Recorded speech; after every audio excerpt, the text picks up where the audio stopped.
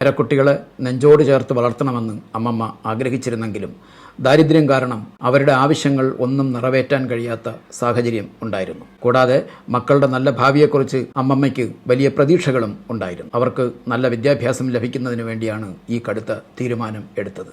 ഈ കുട്ടികളെ കേരളത്തിലെ ഉത്തരാധുനിക ചെറുകഥാകൃത്തുക്കളിൽ ഒരാളാണ് പി. സുരേന്ദ്രൻ. ഉത്തരാധുനിക ചെറുകഥാകൃത്തുക്കളിൽ ഒരാളായിട്ടാണ് പി. സുരേന്ദ്രൻ താരത്തിന് ഓടക്കുഴൽ പുരസ്കാരം ലഭിച്ചതോടുകൂടിയാണ് പി. സുരേന്ദ്രൻ മലയാള സാഹിത്യത്തിൽ ശ്രദ്ധേയനായി തുടങ്ങുന്നത്. ഇവിടെ നമുക്ക് പഠിക്കാനുള്ള പാഠം, അമ്മമ്മ എന്ന പാഠം ഉൾക്കൊണ്ടിരിക്കുന്ന പ്രധാനപ്പെട്ട പുസ്തകം ഇലഞ്ഞിപ്പൂമണമുള്ള നാട്ടുവഴികൾ എന്നതാണ്.